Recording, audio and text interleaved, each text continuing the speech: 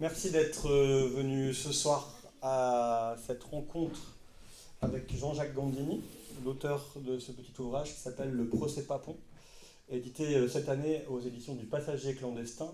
Cet ouvrage que vous pourrez vous procurer à la fin de la rencontre sur la table qui est là-bas juste avant la sortie. Donc je remercie Jean-Jacques Gandini d'avoir fait la route depuis Montpellier pour être là ce soir. Et je vais tout de suite introduire le propos sur le procès Papon. Alors le procès Papon, c'est le plus long procès de l'histoire judiciaire française. C'est le procès d'un fonctionnaire exemplaire, tellement exemplaire que en fait, c'est son exemplarité qu'il va déployer devant la cour pour se défendre. Exemplaire pourquoi? Parce que c'est un haut fonctionnaire qui a traversé tous les régimes en restant au service du pouvoir. C'est-à-dire que Maurice Papon, c'est un homme qui s'engage avant la guerre, avant la Seconde Guerre mondiale chez les radicaux socialistes, qui reste en poste sous Vichy, qui échappe à l'épuration, qui se met au travail et qui travaille au service des socialistes, et notamment on parlera de son action en Algérie, et notamment en tant que préfet de Paris le jour du massacre des Algériens à Paris le 17 octobre 61. Et c'est aussi une personne qui fera carrière sous le gaullisme et qui sera d'ailleurs au moment où l'affaire éclate ministre du budget. Donc c'était quelqu'un qui était haut fonctionnaire, capitaine d'industrie, maire, député, ministre.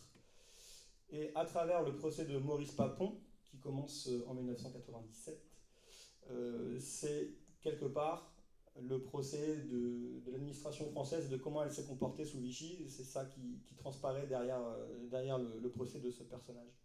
Maurice Papon, c'est l'archétype du criminel de bureau. C'est Johan Chapoutot qui préface l'ouvrage, qui écrit ça et qui dit que ce serait l'équivalent de Eichmann, de ce fonctionnaire allemand là, qui incarne le criminel non pas par excès de haine antisémite, mais par insuffisance. Johan Chapoutot écrit Papon, criminel par insuffisance, insuffisance d'empathie, insuffisance d'intelligence, insuffisance de courage, criminalité par défaut et non par excès. Ça pose la question en creuse, une question philosophique de servir le pouvoir coûte que coûte, servir le pouvoir pour quoi faire, servir le pouvoir pour servir le pouvoir, en fait comme fin, servir le pouvoir comme fin en soi, quel que soit le régime que l'on sert. Donc c'est des questions assez importantes que nous allons soulever ce soir. On a allez, un peu moins de 2 heures pour faire ça. On va découper le temps de discussion entre. Je vais poser quelques questions à Jean-Jacques et puis après on laissera évidemment la parole au public pour que vous puissiez réagir. Alors, le procès Papon, il est le fruit d'une très très longue instruction. Une instruction qui commence dès 1981 et il n'y a pas de procès avant 1997. 16 années d'instruction. Je vais commencer par une question simple. C'est d'ailleurs le titre d'un de tes premiers chapitres. Pourquoi Papon? Pourquoi si tard? Pourquoi seulement Maurice Papon? Pourquoi il n'y a pas d'autres fonctionnaires qui sont rattrapés par leur passé vichiste en même temps que lui? Merci Nicolas.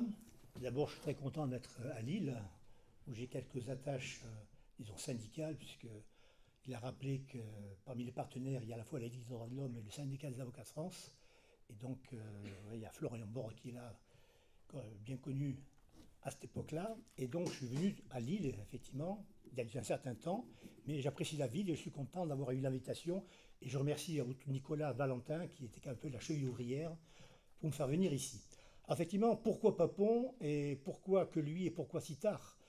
Parce qu'effectivement, Vichy, c'est une page qui avait été cachée, hein.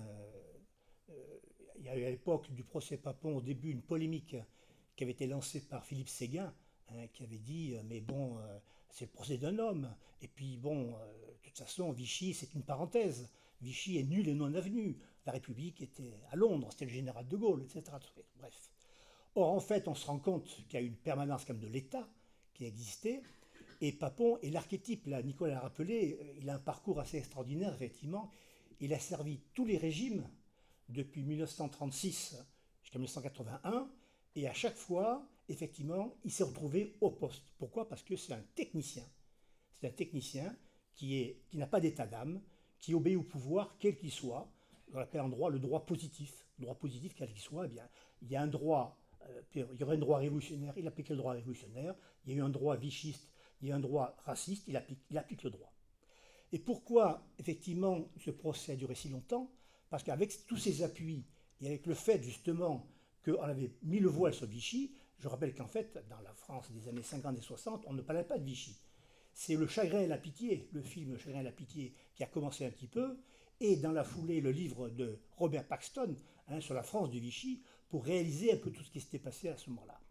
Et en fait, Papon, effectivement, il a été rattrapé, mais comme tu l'as dit justement, la procédure a duré 16 ans. Et surtout, ce sont les victimes qui se sont engagées pour saisir la justice et faire avancer l'affaire.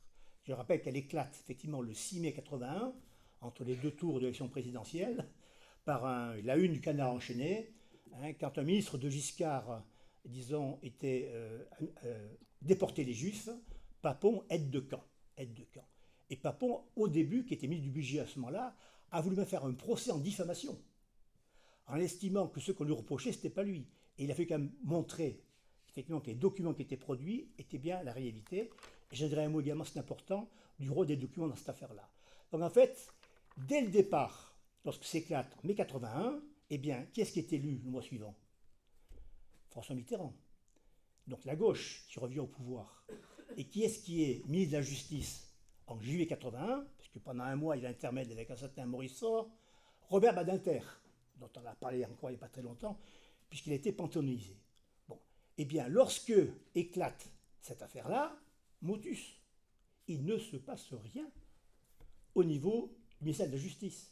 Il faut attendre décembre 81 pour que des victimes, la famille Matisson, par l'intermédiaire d'un avocat, et qui est à la fois avocat au SAF et à la Ligue des droits de l'homme, Gérard Boulanger, pour saisir un juge d'instruction pour engager ce qu'on appelle l'action publique, pour pallier aux carences de l'État, qui, normalement, par le biais du procureur, eh bien, devrait engager les procédures. Et donc, c'est donc les victimes qui ont engagé la procédure. Et là où on retrouve pourquoi ça a duré si longtemps. 81, Papon est inculpé en 83, et l'affaire se met en place. Il est poursuivi quand même pour complicité de crimes contre l'humanité, puisque ce qu'on lui reprochait, c'est qu'entre 42 et 44, alors qu'il était secrétaire général de la préfecture de Bordeaux, eh bien, il était poursuivi parce qu'il avait donc permis l'arrestation, la séquestration et la déportation de Juifs, d'abord de Bordeaux à Drancy et de Drancy à Auschwitz, dont on sait ce qui s'est passé à ce niveau-là. Donc c'est ça. Et dès le départ, on voit également que non seulement le parquet, effectivement, est suiviste, mais en plus, il met des bâtons dans les roues. J'explique qu'au départ, donc c'est la gauche, puisque, effectivement, et on comprendra après quand on saura le rôle aussi qu'a mené Mitterrand pendant cette période-là, qui ne bouge pas par rapport à ça, ce sont les victimes qui engagent l'action publique. Et lorsque l'affaire est enclenchée, qu'il y a bien des poursuites contre Maurice Papon, on arrive en 87. En 87, c'est la cohabitation. Donc c'est un certain Albin Chalandon qui est ministre de la Justice. Eh bien, Albin Chalandon va se réveiller et dire, mais attention, Maurice Papon, à l'époque, a été secrétaire général de préfecture. Donc, eh bien, pour mettre en cause un secrétaire général de préfecture, il y a un privilège de juridiction, il faut que ce soit la Cour de cassation qui décide. Et donc, il a saisi la Cour de cassation, qui a estimé qu'effectivement, ils avaient raison sur le principe. Ils ont donc renvoyé, mais toujours sur Bordeaux. Ce n'est plus un juge d'instruction, c'est un conseiller. À l'époque, on appelait ça la chambre d'accusation qui est normée. Mais en attendant, tous les actes pendant 4 ans ont été estimés nuls et non avenus. Il a fallu tout recommencer à nouveau en 87. Et ce qu'il faut savoir, c'est que Maurice Papon, en plus, avait déposé plainte pour dénonciation calomnieuse contre les victimes. Et pendant 10 ans, elle serait été sous le sceau de cette poursuite, qui après s'est arrêtée. Et donc, à force de renvoi, on disait pourquoi Maurice Papon, pourquoi tout seul? Non. Au cours de l'instruction, on a mis en cause tout ce qui était à la fois en dessous et en dessus. En dessous, ils n'étaient plus là, ils étaient déjà morts, mais en dessus, secrétaire général de préfecture, il y avait le préfet, Maurice Sabatier.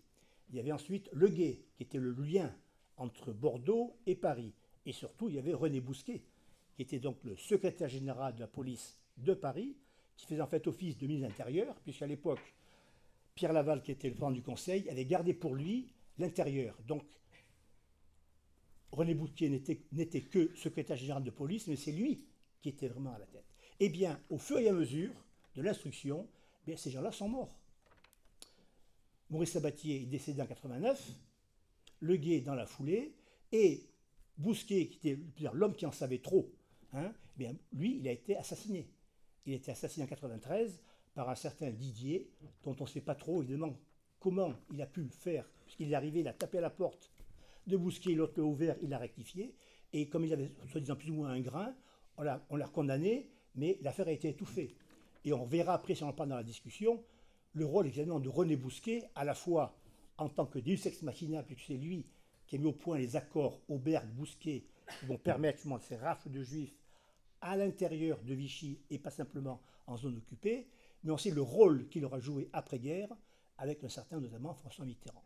Donc Maurice Papon n'était pas tout seul, mais les autres, effectivement, lui, une certaine longévité. Hein. Donc les autres, au fur et à mesure de la procédure, eh bien, ils n'étaient plus là. Par conséquent, lorsqu'on arrive en 97, eh bien, il n'y a plus que lui. Mais auparavant, ces avocats ont fait tout faire à Maurice Papon. À chaque fois, ils saisissaient la Cour de cassation pour essayer de gagner du temps, etc. Et dans cette affaire, ce qui est assez important, ça je parle aux avocats qui sont présents ici, c'est que s'il y a eu une affaire dans laquelle les droits de la défense ont été scrupuleusement respectés, c'est bien l'affaire Papon. Vous vous rendez compte que cette personne est mise en examen, puis après inculpée pour complicité de crimes contre l'humanité, qui, à part le génocide, est le crime le plus important, eh bien pendant toute l'instruction, il est resté en liberté. Le parquet n'a jamais eu l'idée, même, de le mettre sous contrôle judiciaire. C'est le fils Klarsfeld qui, en 1996, a dit quand même, Maurice Papon risque quand même, effectivement, de ne pas se présenter, qu'il a obtenu ce qu'on appelle un contrôle judiciaire. Donc Maurice Papon s'est présenté à l'audience octobre 1997, libre. Et là, ce qui est important de comprendre, parce que le procès, effectivement, tu l'as expliqué, a duré 6 mois. Mais les droits de la défense non seulement ont été respectés, mais justement, Maurice Papon, à l'époque, lorsqu'on est inculpé, poursuivi et qu'on va juger devant une cour d'assises, il fallait à l'époque se constituer prisonnier la veille de l'audience. Il s'est constitué prisonnier, effectivement. Mais dès le lendemain, il a demandé sa mise en liberté. Et son avocat a plaidé la Cour européenne des droits de l'homme, il est présumé innocent, etc. Et qu'a fait la Cour ? La Cour, il faut savoir qu'à la Cour d'assises, il y a à la fois une partie professionnelle et une partie du jury populaire. Et dans cette affaire de procédure, ce sont uniquement les juges eux-mêmes, les 3 juges, qui prennent la décision.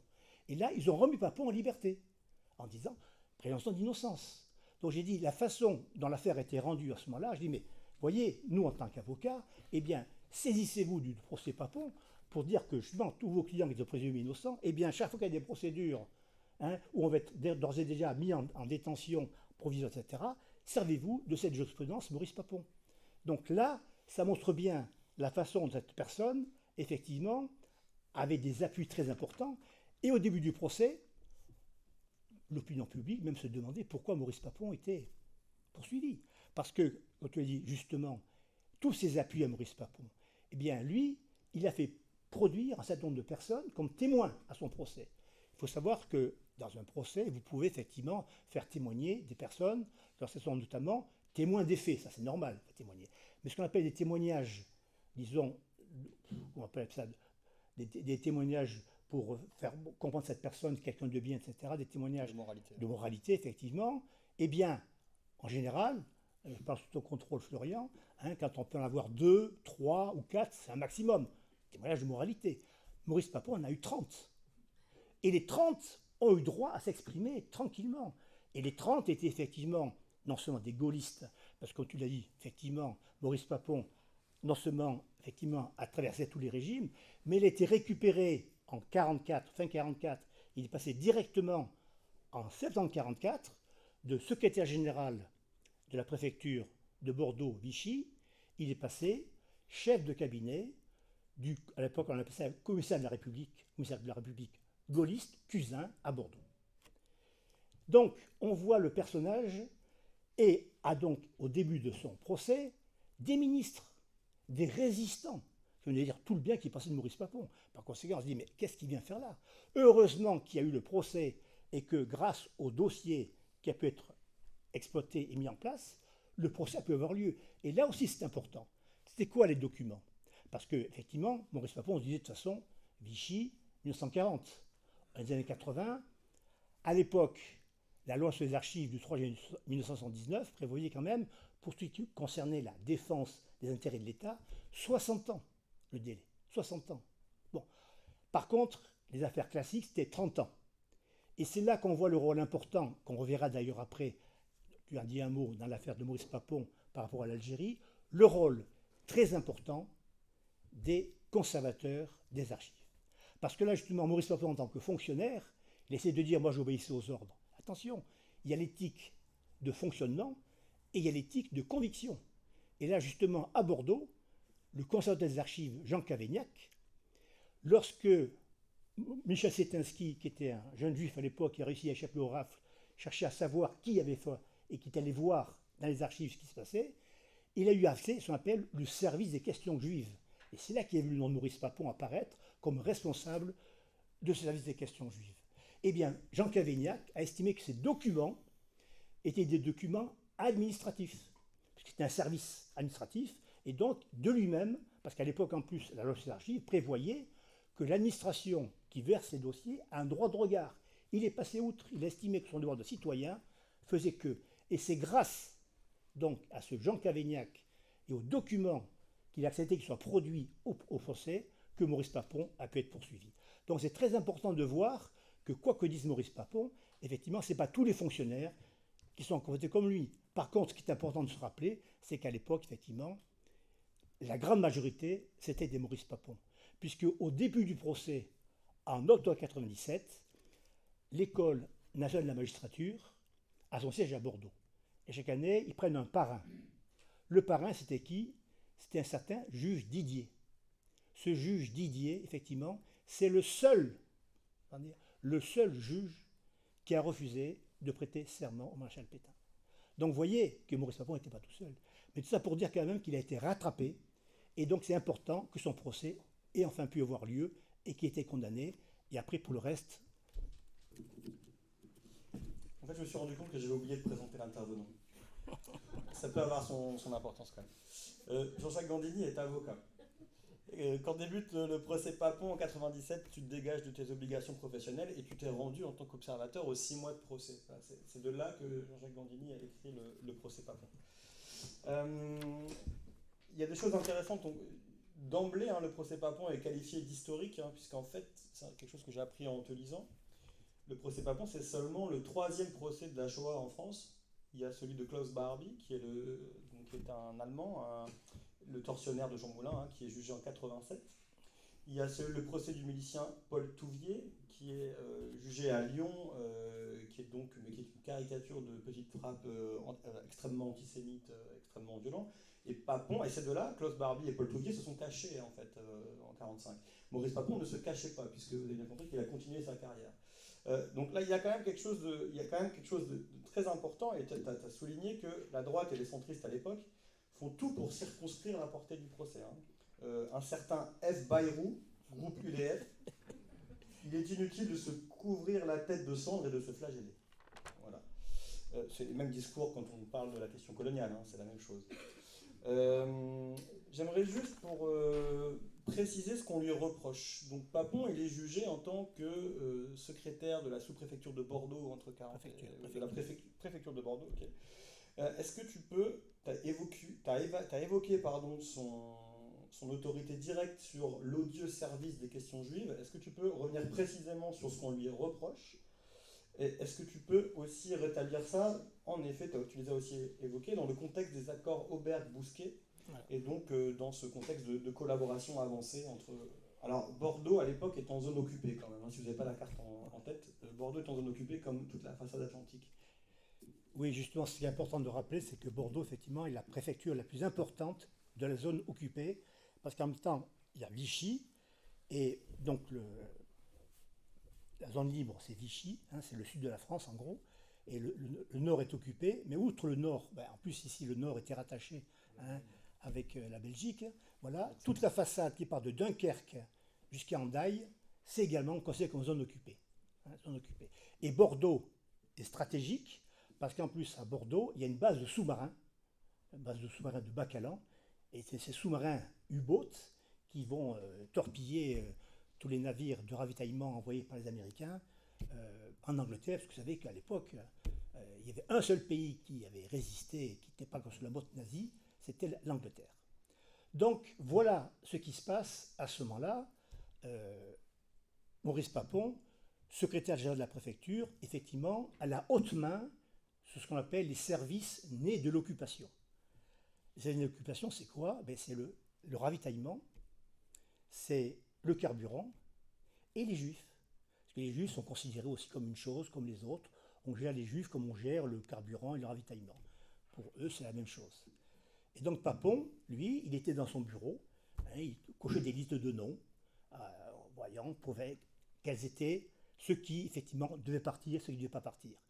Pourquoi et comment? Justement, comme l'a rappelé à l'instant Nicolas, nous sommes en juillet 1942. 10 convois de juifs vont partir de Bordeaux à Drancy, de Drancy à Auschwitz, entre juillet 42 et mai 44. Et pourquoi juillet 42?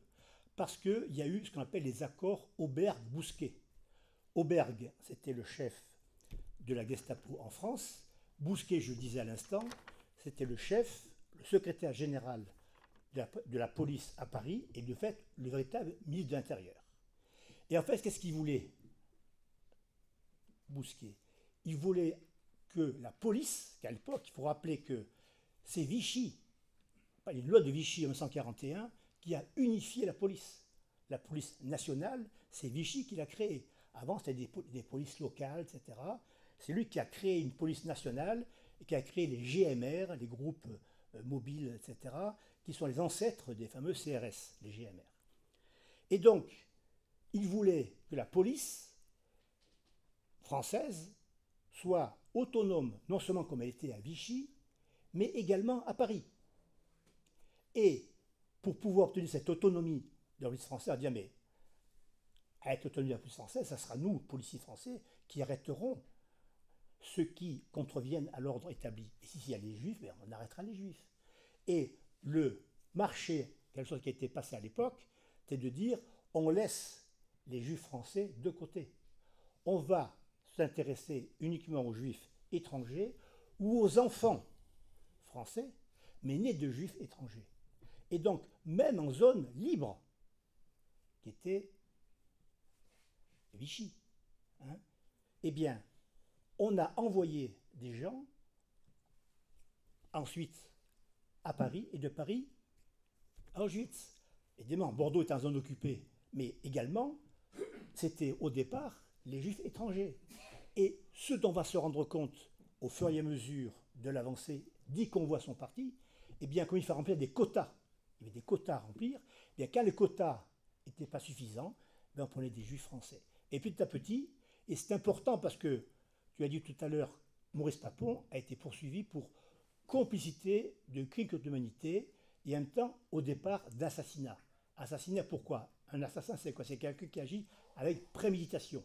Parce que la Cour de cassation, quand elle a rendu son arrêt de renvoi de la Cour d'assises, elle a précisé que Papon ne pouvait pas ne pas connaître la solution finale. Par conséquent, il savait qu'en envoyant les Juifs, déportation à Drancy, ensuite à Auschwitz, c'était parce qu'ils allaient disparaître. C'était la solution finale. Donc, assassinat. Assassinat. Et en réalité, Maurice Papon, eh bien, il va se défendre par rapport à ça. Et c'est là qu'on va voir dans le procès la façon dont, justement, il a pu semer le doute grâce à tous ces fameux témoignages, etc. Et à l'arrivée, ce qui va se passer, c'est qu'effectivement, au lieu d'être condamné à une peine en fonction de cette complicité d'assassinat, l'assassinat ne va pas être retenu. Ils vont estimer que Papon ne savait pas. Et en estimant qu'il ne savait pas, il va être condamné à 10 ans de réclusion criminelle. Ce qui n'est pas rien, puisqu'il avait quand même 87 ans à l'époque. Mais dans l'échelle des peines, quelqu'un qui est poursuivi pour crime contre l'humanité, comme pour, effectivement, tu l'as cité tout à l'heure, Barbie ou Touvier, on ne voit pas quelle autre peine que la perpétuité aurait dû être requise et appliquée à Maurice Papon.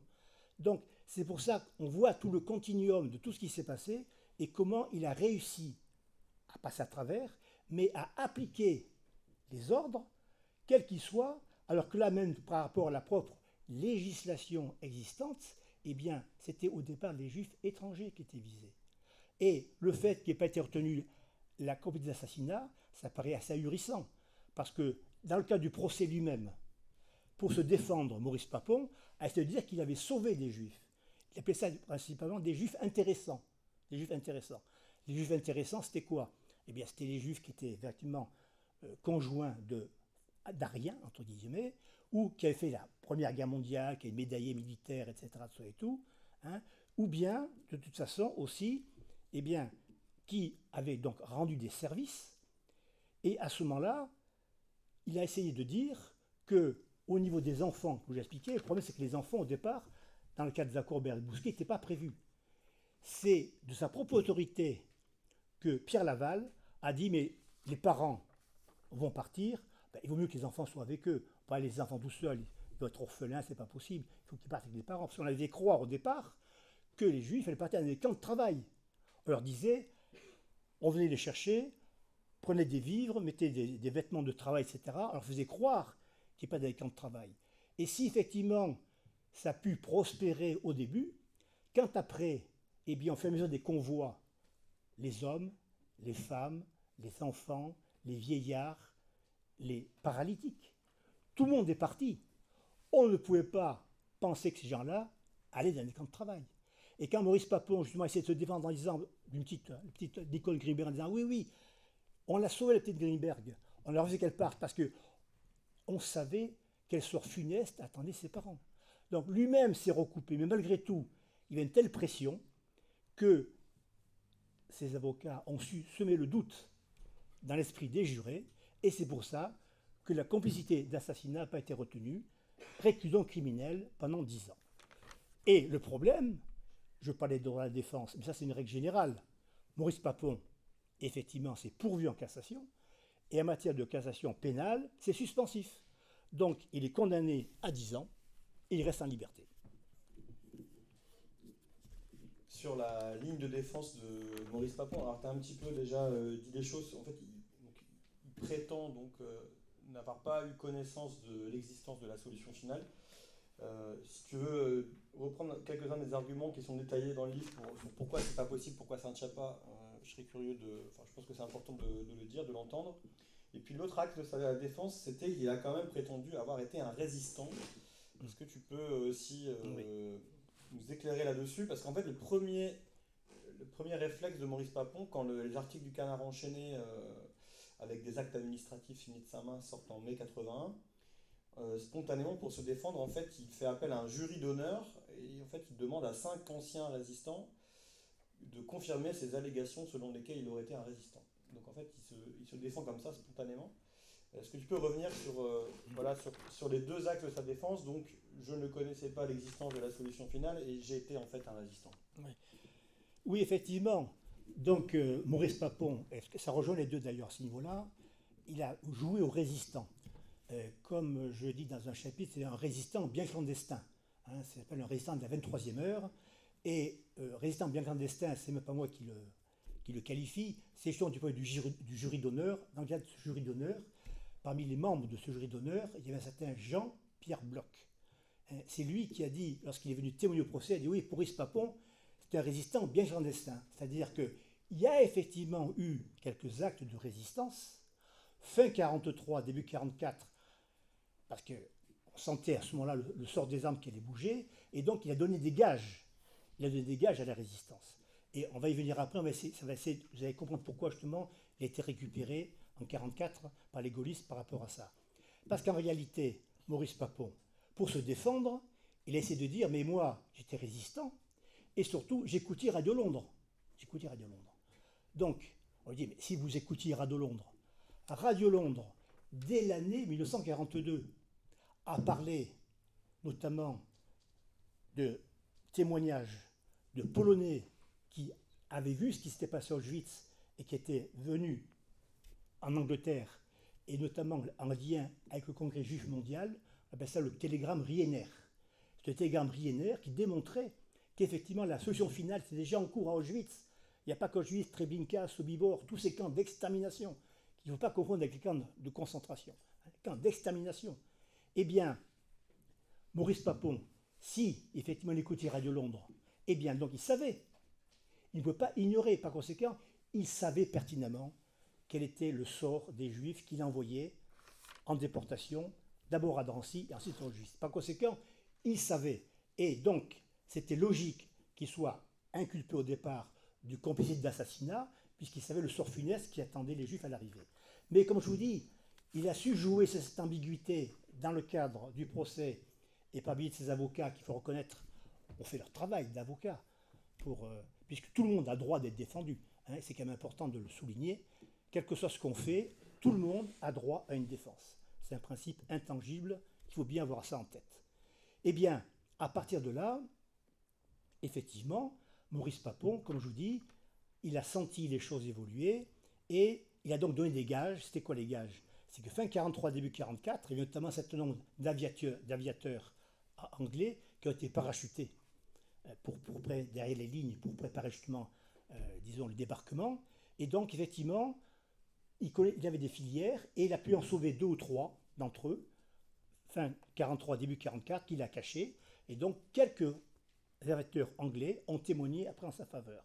Mais dans le cadre du jury d'honneur dont tu parles justement, eh bien, au départ, il n'était pas quasiment résistant.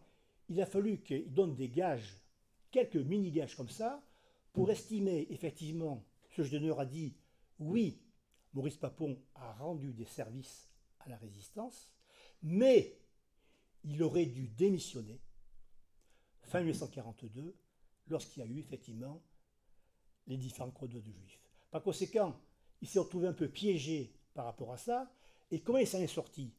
Parce que justement, le point de la résistance, vous savez que la résistance, il y a eu de tout à ce niveau-là. Et il faut reconnaître qu'à Bordeaux, il y a une résistance très importante, mais en même temps, les Allemands, non seulement les surveillaient, mais à Bordeaux, le chef de la résistance, un certain Grand Clément, a été retourné par le chef de la Gestapo locale, un certain Dose.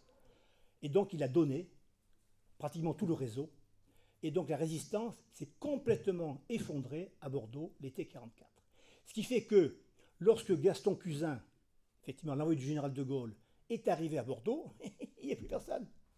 Et donc le Maurice Papon, qui effectivement avait rendu quelques gages et avait des connaissances aussi au sein de la résistance, eh bien, du jour au lendemain, Maurice Papon a amené sur un plateau toute l'administration, la police, la justice, etc., à Gaston Cusin. Et c'est comme ça que du jour au lendemain, il s'est retrouvé de secrétaire général de la préfecture de police du Vichy, il s'est retrouvé, comme je vous dis, directeur de cabinet du commissaire de la République gaulliste, Gaston Cusin, en 1944. Donc voilà comment les choses sont déroulées pour lui, et voilà par quel itinéraire, effectivement, il est passé.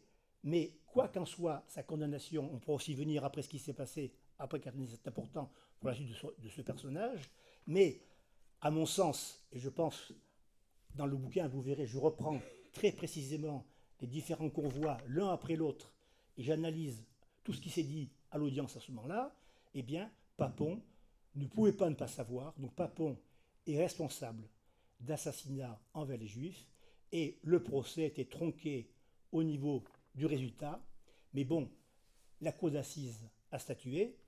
Si on aurait été quelques années plus tard, eh bien, et si le parquet se bougeait, il y aurait pu avoir un second procès, puisque maintenant, lorsqu'on est poursuivi et condamné à la cour d'assises, on peut être jugé. À l'époque, non. À l'époque, la cour d'assises, on ne peut pas remettre ça. Il y avait justement un pourvoi en cassation. Et donc je vous ai expliqué, Maurice Papon, c'est pourvoi en cassation, qui est en suspensif, et il est resté en liberté. Il est donc resté en liberté. Et lorsque le pourvoi a été enfin examiné au bout de 2 ans, eh bien, alors qu'il aurait dû effectivement se constituer prisonnier, comme la première fois à la veille de l'audience, qu'est-ce qu'il a fait, Maurice Papon? Il est parti. Il a pris la poudre d'escampette, il est allé se cacher en Suisse. Il a fallu aller le chercher en Suisse par un mandat d'arrêt international pour que, à ce moment-là, il soit rapatrié en France et que la Cour de cassation, ayant estimé qu'il ne s'était pas présenté, a estimé son pourvoi caduc et l'a mis directement en détention. Et ça, c'est important de voir ce qui s'est passé par la suite, pour voir comment Maurice Papon, justement, a su encore jouer de toutes les ficelles et de tous les droits de la défense pour continuer sa carrière après le procès. Donc, il doit purger 10 ans. 10 ans. Il faut savoir, ça c'est une règle générale, lorsqu'on n'a jamais été condamné et qu'on est condamné pour la première fois, à mi-peine, on peut demander, effectivement, à être relevé de sa peine lorsqu'on a des gages de réinsertion. Eh bien, Maurice Papon n'a même pas attendu 5 ans. Parce qu'entre-temps, en 2001, il y a eu la loi Kouchner. La loi Kouchner, c'est une loi en soi qui est très bien, mise à l'époque, qui prévoyait que pour les prisonniers, et Sarkozy en a bien en profité, les prisonniers de plus de 70 ans, eh bien, par conséquent, ils pouvaient effectivement échapper à la prison s'ils étaient reconnus comme ayant effectivement ou une maladie grave ou vraiment risquaient de mourir, disons, etc. Donc Maurice Papon, effectivement, a saisi le tribunal pour demander une expertise judiciaire. Et l'expert qui a été désigné, vous savez que les experts judiciaires, théoriquement, doivent faire le travail normalement, comme il faut, et là, dans cette affaire-là, est-ce qu'il s'est fait ça convenir ou quoi? On n'en sait rien précisément. Mais toujours est-il que l'expert judiciaire qui a donc examiné Maurice Papon a estimé qu'il était, je cite, en état de grabatarisation avancée. Donc, état de grabatarisation avancé, vous êtes, disons, quasiment dans le cercueil. Eh bien, lorsque le juge, au vu de ce rapport d'expertise, a estimé, je viens de vous dire, donc a libéré Maurice Papon est sorti de la prison de la santé où il était détenu sur ses 2 jambes. Donc, un nouveau pied de nez à la justice. Et le pied de nez complémentaire, c'est quoi? C'est qu'on disait qu'il était fonctionnaire. Maurice Papon dit, attention, j'étais condamné en tant que fonctionnaire. Eh bien, l'État est responsable. C'est pas moi, parce qu'il était condamné, comme tu l'as dit justement, effectivement, à la fois pénalement, mais en même temps civilement, parce que toutes les victimes, effectivement, étaient parties civiles, ont réclamé des dommages et intérêts et surtout des frais d'avocat remboursés qui étaient très importants. Papon a été condamné à payer en tout, je schématise en remettant en euros, 800 000 euros. Ce qui pour lui, avec les revenus qu'il avait, n'était pas un truc énorme, mais il a fait un procès à l'État en estimant qu'en tant que fonctionnaire, eh bien, c'est l'État qui devait prendre la condamnation à sa place. Et, une fois de plus, le Conseil d'État, qui très souvent rend des jugements de Salomon, a coupé la poire en deux en disant, effectivement, Maurice Papon était fonctionnaire, donc c'est qu'il y a une pierre dans le jardin également des gaullistes, puisqu'en disant, Vichy a bien existé, ce n'était pas un régime non avenu, mais en même temps, il a commis une faute personnelle quand même, d'envoyer les juifs à la mort quand même, donc 50-50. Ce qui fait que Maurice Papon a encore gagné 400 000 euros, et c'est donc les justiciables qui ont payé ces 400 000 euros, etc. Donc, vous voyez, jusqu'au bout, Maurice Papon aura su utiliser toutes les ficelles du droit pour essayer de s'en sortir. Tu as dit qu'il avait donc avancé un argumentaire pour se faire passer pour un résistant. J'ai quand même relevé, on relève quand même que il figure encore assez tardivement sur la liste des fonctionnaires coopératifs que dressaient régulièrement les Allemands. Tout à fait. En septembre 1943, il est sur la liste des fonctionnaires coopératifs et il demeure toujours sur cette liste après actualisation en mars 1944. Tu as parlé de résistant de la 23e heure, on peut parler de résistant de la 25e heure peut-être. Et les services de renseignement gaullistes le décrivent en janvier 1944 comme dévoué au maréchal et contre la résistance. Bon, tout ça ramène quand même à une question plus large qui est la question de l'épuration, qui est quand même un truc... moi je suis prof dans le secondaire, on est toujours assez évasif en fait, donc on nous dit ça a eu lieu, mais dans quelle proportion ça a eu lieu. Donc ton livre il est intéressant pour ça, parce que tu te donnes des chiffres sur la préfecture de la Gironde. 17 fonctionnaires visés par l'épuration sur un effectif de 419, 43 policiers sur les 2010 membres de la police d'État. Donc c'est quand même des chiffres assez faibles, et quand tu dis que Maurice Papon n'est pas le seul, on voit qu'il est sans doute pas le seul aussi à être passé à travers la maille du filet au moment de l'épuration. Il y a un épisode assez cocasse que tu pourrais raconter, c'est comment il demande son adhésion aux forces françaises combattantes, alors là c'est même plus la 25e heure, en 1958. Oui, donc en fait Maurice Papon voulait apparaître, puisque on saute un petit peu une période, mais enfin en 1958, c'est l'arrivée au pouvoir du général de Gaulle. Maurice Papon à l'époque en mars 58, dans le cadre de son cursus, avait été nommé préfet de police à Paris. Préfet de police à Paris, mais pas la quatrième. C'est donc Félix Gaillard, qui était un ancien radical socialiste aussi, c'est le dernier président du Conseil de la quatrième, qui le nomme préfet de police, qu'à l'époque, on est en pleine guerre d'Algérie. Hein, les policiers, déjà à l'époque, il y a une sédition des policiers qui marche sur l'Assemblée nationale et qui dit également mort aux juifs. Hein. On est en mars-avril 58. Et donc on va chercher un haut fonctionnaire à Poigne. Papon a fait ses preuves, parce que justement, Maurice Papon, en Algérie, il était notamment en 1956 IGAM, c'est-à-dire inspecteur général à mission extraordinaire à Constantine. Et là, il a serré la vis. Il a montré ses capacités. Mais 56, ça vous dit quelque chose, 56 56, c'est le Front républicain. C'est Guy Mollet qui est président du Conseil. C'est la gauche. Et c'est la gauche qui appuie Papon. Et je rappelle qu'en 56-57, qui a été successivement ministre de l'Intérieur puis ministre de la Justice, un certain François Mitterrand. Comme quoi, on voit pourquoi beaucoup de choses ont été occultées par la suite. Et donc Maurice Papon, en 58, c'est les gaullistes qui ont le pouvoir. Donc lui, il faudrait quand même qu'il montre bien qu'il était résistant. Donc il va essayer, en 1958, d'obtenir une carte en 58, une carte justement de résistant. Et donc c'est pour ça qu'il y a ce fameux jury qui est mis en place, il fait des recherches, etc., tout ça et tout, et grâce effectivement à ses accointances, il réussit à avoir des certificats, mais ça on va voir quand même, pour obtenir vraiment la véritable carte, il n'aura jamais. Mais il a obtenu des gages et il peut faire passer office d'ancien résistant grâce à ses accointances avec le réseau gaulliste qu'il a pu rencontrer à l'époque. Donc voilà le personnage. Parce qu'effectivement, à partir de 1958, il va donc faire carrière à la fois comme haut fonctionnaire et ensuite carrière politique. Parce qu'il est effectivement préfet de police maintenu par De Gaulle. On va en parler peut-être après, parce qu'il y a un autre épisode très important qui est le dernier chapitre de mon ouvrage, qui est Maurice Papon avec le massacre des Algériens le 17 octobre 61, où donc c'est lui qui est préfet de police, mais il est préfet de police, d'accord. On essaie de dire c'est Maurice Papon qui est effectivement à l'origine et qui est responsable du massacre des Algériens, mais Maurice Papon en 1961, il n'est que préfet de police. Il y a un ministre de l'Intérieur, un certain Frey. Il y a un ministre, Premier ministre, un certain Debré. Il y a un président de la République, un certain général de Gaulle. Et Maurice Papon n'est pas sanctionné. Il est même chaleureusement remercié pour ce qu'il a fait. Et donc, il va continuer sa carrière de haut fonctionnaire jusqu'en 67. 67, il va se faire débarquer, non pas pour ce qu'il a fait, mais en fait, il va porter le chapeau en 67 de l'affaire Ben Barka.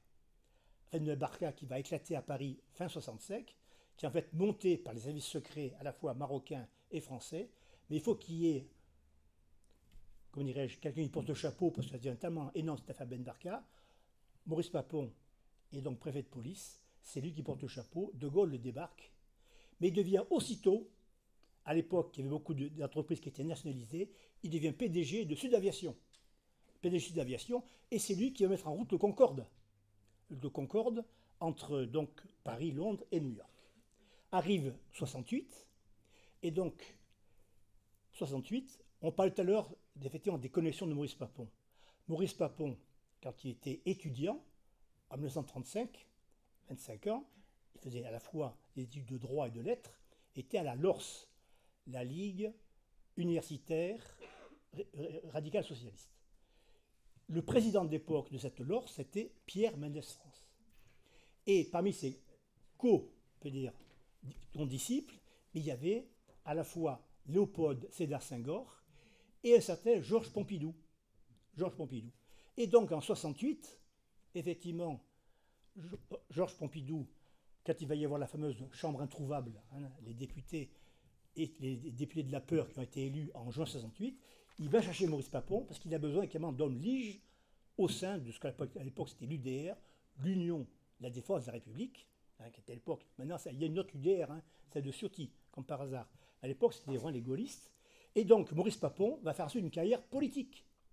Hein, il a fait une carrière de haut fonctionnaire, on lui a dit une carrière de capitaine d'industrie, puisqu'il est devenu en même temps donc PDG de Sud Aviation, et après, carrière politique, député, maire, conseiller général, rapporteur de la commission des finances, réélu 5 fois rapporteur, ministre du budget dans le gouvernement Raymond Barre, parce que lui, bien que gaulliste, eh bien, il va laisser tomber Chaban-Delmas, qui est le candidat, théoriquement, officiel des gaullistes.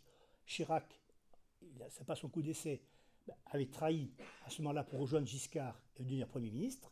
Et donc, il a suivi Chirac et donc devenu ministre du budget. Ministre du budget.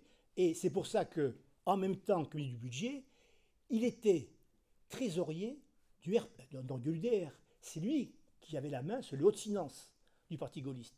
Donc on comprend pourquoi, effectivement, il était très protégé, parce qu'à la fois ministre du budget et en même temps la haute main sur la trésorerie de l'UDR de l'époque. Donc c'est pour ça qu'effectivement, lorsqu'arrive 81 et qu'effectivement il est inculpé, eh bien il tombe des nues et il est persuadé que ça n'ira pas plus loin.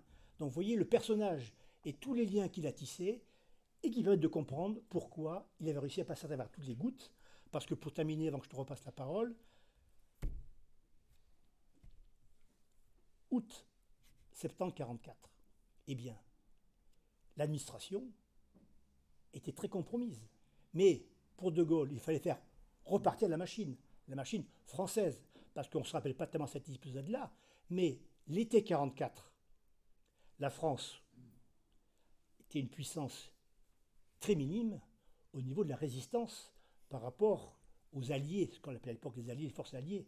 Et donc, au départ, l'été 1944, les Américains voulaient qu'il y ait un gouvernement par eux-mêmes en France, l'AMGOT. Hein, ils avaient même créé une monnaie spéciale par rapport à ça. Et donc, il a fallu quand même que De Gaulle se batte pour estimer qu'il fait que la France reste un pays indépendant. Et pour la faire redémarrer, eh bien, il fallait une administration. Et donc, on a pris à l'époque les hauts fonctionnaires les moins compromis. Moins compromis par rapport à quoi? Par rapport à la résistance. Hein. Or, Maurice Papon, lui, était compromis par rapport aux Juifs. Les Juifs, septembre 1944, ils étaient encore dans les camps. Hein. Et puis les Juifs, quand ils sont rentrés, les peu qui sont rentrés, 3%, hein, 3% des Juifs partis en Juifs sont rentrés, 3%. Eh bien, ils n'avaient qu'une envie, au départ, c'était de rester tranquilles. Ils avaient assez souffert comme ça, on n'en parlait plus. Et donc, par conséquent, c'est avec des gens comme Maurice Papon que l'administration française a pu redémarrer. Et donc, c'est ça qui explique qu'on a blanchi, effectivement, il y a eu une épuration, mais on a blanchi beaucoup de hauts fonctionnaires pour pouvoir faire repartir la machine. Dernière question avant de passer la parole au public. Sur le 17 octobre 61, je vais lire un extrait de ton livre sur quand même la vie qui n'était pas seule, qui avait De Gaulle et tout, mais il est quand même préfet de Paris, puis il donne des ordres quand même aux policiers en tant que préfet de police en 1961. Donc juste pour se rappeler le contexte, le FLN mène une partie de la bataille pour l'indépendance sur le territoire de la métropole.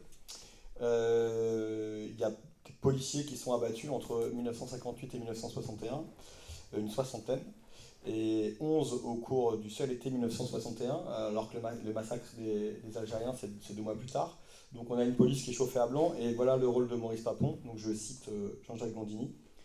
Note du 5 septembre 61, adressée à Roger Chez, directeur des affaires algériennes à la préfecture de police. 2 points, ouvrez les guillemets.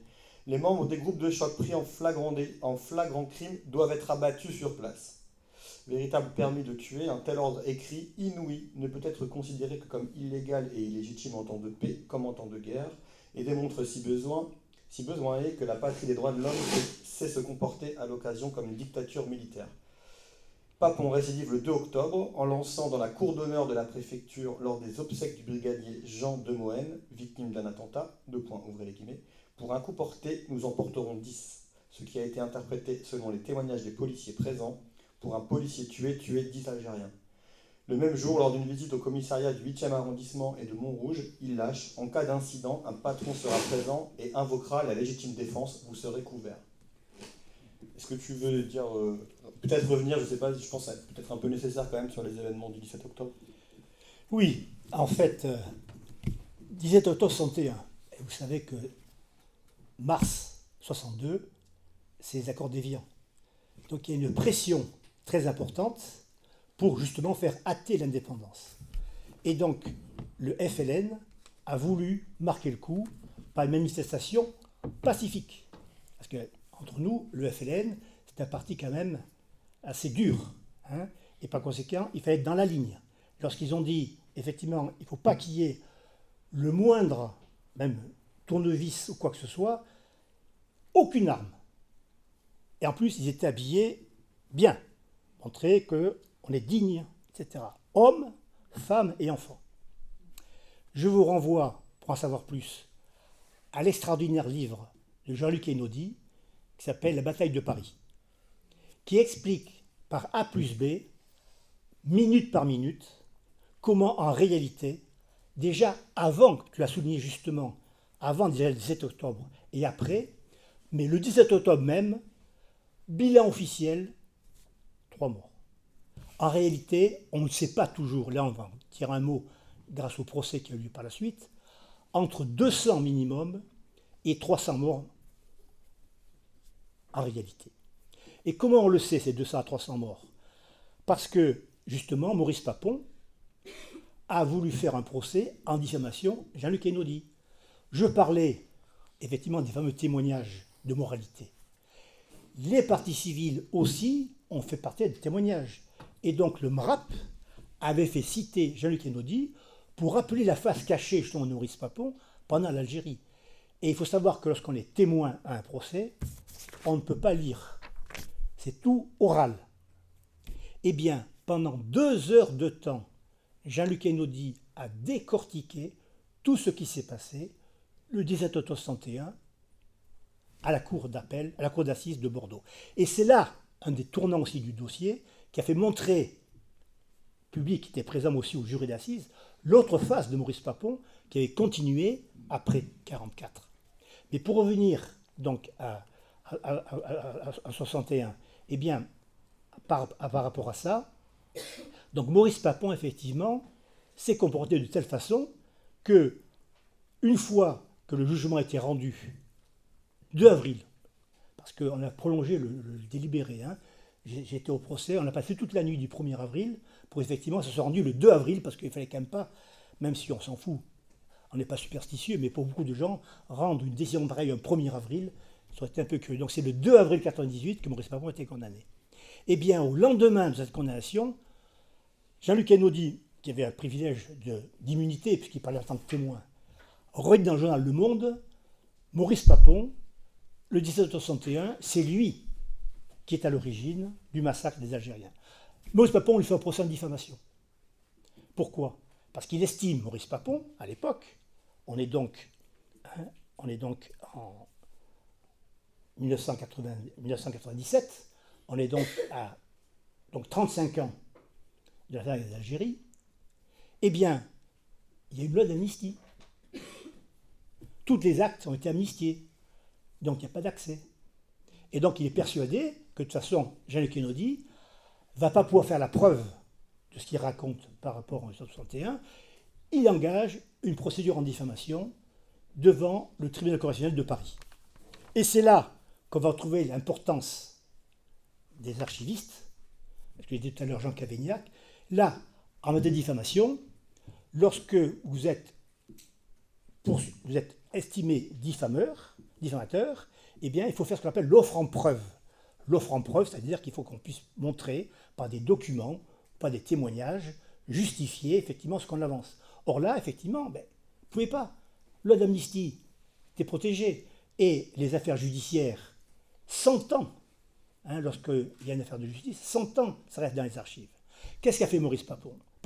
Qu'est-ce qu'a fait Jean-Luc Einaudi? Eh bien, pour s'en sortir, il a fait témoigner 2 archivistes de Paris, un par écrit, l'autre à l'audience qui est venue, Brigitte Lenné, qui en tant qu'archiviste était tenue théoriquement de sa devoir de réserve, mais qui a estimé que comme elle venait parler sous main de justice, elle allait dépasser et raconter ce que elle, dans les archives, avait vu, puisque c'est elle qui avait la main sur les archives judiciaires. Elle est venue dire à la cour qu'elle avait vu une centaine une centaine de dossiers, effectivement, où il y avait des dossiers envoyés par le parquet, où on voyait avec des photos et des dessins des Algériens qui a été balancé dans la Seine avec, mené dans le dos avec une cravate bleue. La cravate bleue, c'était le symbole de la police à l'époque. Et il y est marqué, si jamais des procédures sont engagées, amnistie. Par conséquent, c'est pour ça que tous ces dossiers sont restés enterrés. Mais le fait que Brigitte Lenné ait pu venir témoigner à l'audience, eh bien Maurice Papon a perdu. Jean Kennedy a été relaxé. Il a été relaxé et il n'y a pas eu d'appel de la part de Maurice Papon. Mais en même temps, ce qui est important, je le dis parce qu'il faut voir si au niveau des archivistes, Brigitte Lenné s'est fait taper dessus, non seulement par sa hiérarchie, mais en même temps, et c'est ça qui est grave à mon avis, parce qu'on rejoint les problèmes aussi de la politique et des idées qu'on est censé défendre, lorsque ça se passe en 1999, parce que les archives à Paris, donc elles sont des archivistes d'État, mais qui dépendent pour des raisons disons, de carrière du maire. C'est le maire de Paris qui est à la tête du service. Le maire de Paris, c'est un certain Jean Tibéri. Tibéri, il est très connu pour avoir gonflé les urnes, etc. La fameuse filière corse, Tibéri et compagnie. Et donc, jusqu'en 2001. Mais 2001, qui est-ce qui devient maire de Paris? Bertrand Delanoë. Eh bien, Bertrand Delanoë, tout en étant maire de Paris, et je le rappelle, je le dis d'ailleurs dans l'ouvrage, il était également à l'époque membre de la Ligue des droits de l'homme, n'a rien fait par rapport à Brigitte Lenné, qui est resté au placard. Parce qu'elle aurait outrepassé ses droits d'archiviste. Il a fallu qu'elle bataille pendant 5 ans et qu'elle soit soutenue, effectivement. Et là, pareil, montre bien que dans toute association, effectivement, les associations ne sont pas monocolores. Il y a eu une scission, à un moment donné, enfin une scission, au moins, à l'intérieur de la Ligue des droits de l'homme, entre ceux qui ont suivi, effectivement, Brigitte Lenné et ceux qui ont suivi Bertrand Delanoë. Et c'est Fabrice Riceputi, effectivement, qui est un historien, membre avec moi maintenant, effectivement, du groupe de travail Histoire, Mémoire, Archives de la Ligue des droits de l'homme, qui rappelle cet épisode peu glorieux pour la Ligue des droits de l'homme dans cette affaire en question. Toujours est-il que, au bout de 6 ans, effectivement, Brigitte Lenné va être blanchie. Elle ne va pas même retrouver sa carrière telle qu'elle le pensait. Et on va lui donner la Légion d'honneur juste avant qu'elle meure, épuisée, même pas 70 ans. Et ce sont les élèves archivistes, un peu comme l'ENM, qui vont lui rendre hommage. Les élèves archivistes vont appeler leur promotion au lendemain de sa mort, la promotion Brigitte Lenné. Tout ça pour dire qu'on se rend compte dans cette affaire-là que les fonctionnaires, eh bien, vous avez des fonctionnaires comme Maurice Papon, mais vous avez quand même des fonctionnaires comme Jean Cavaignac ou Brigitte Lenné. Et même pendant la guerre, effectivement, certains hauts fonctionnaires ont dit non, mais s'il y en a eu peu, ils ont dit non. Et ce n'est pas pour autant, ils ont été automatiquement sanctionnés ou envoyés en camp. Donc, on montre bien dans cette affaire-là que lorsqu'on a des convictions, eh bien, on doit pouvoir toujours les exprimer et prendre des risques éventuellement. Mais dire simplement « j'obéis aux ordres », c'est un peu facile. Et notamment lorsqu'on reçoit un ordre qui était d'envoyer les Juifs à la mort, c'est bien évident que c'est un crime contre l'humanité, c'est donc par essence même illégal, et par conséquent, il n'aurait jamais dû le faire. Par conséquent, de ce côté-là, lorsqu'il dit « eh bien, si ce n'était pas moi, c'était un autre, et de toute façon, j'ai fait le maximum par rapport à l'occupant », il y a des cas où démissionner, c'est résister. Merci Jean-Jacques Gandini, je pense qu'on peut...